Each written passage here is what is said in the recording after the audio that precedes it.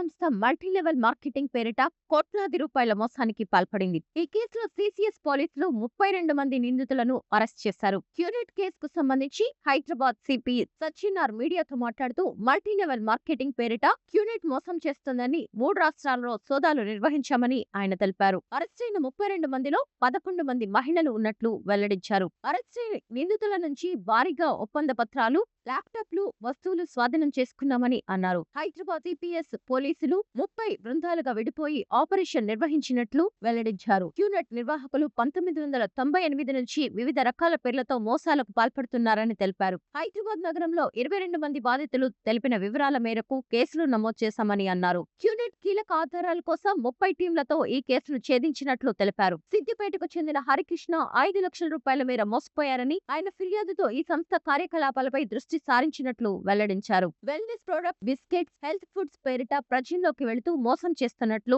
గుర్తించామని అన్నారు. ఇష్టపూర్వకంగానే సంస్థలో చేరుతున్నట్లు ముందుగానే బాండ్ పేపర్ పై రాయించుకుని క్యూనెట్ లోకి తీసుకుంటున్నారని తెలిపారు. అరెస్టైన వారిలో ఎక్కువ మంది సాఫ్ట్వేర్ ఉద్యోగులు ఉన్నట్లు తెలిపారు. ఇప్పటి వరకు నమోదైన 4 కేసుల్లో 11 మంది బాధితులకు దాదాపు 75 లక్షల రూపాయల నష్టం జరిగినట్లు గుర్తించామని అన్నారు. మిగిలిన నిందితుల కోసం గాలిస్తున్నామని తెలిపారు. ఇలాంటి పథకాల్లో చేర్పించడం చట్టరీత్యా నేరమని హెచ్చరించారు. ఇంకా బాధితులు ఉంటే పోలీసులకు ఫిర్యాదు చేయాలని సూచించారు. నెల రోజులుగా క్యూనెట్ సంస్థపై దర్యాప్తు చేసి పూర్తి స్థాయిలో ఆధారాలు సేకరించి నిందితులను అరెస్ట్ చేసినట్లు సత్యనార్ వెల్లడించారు. ఈ కేసులో దర్యాప్తు కొనసాగుతుందని అన్నారు.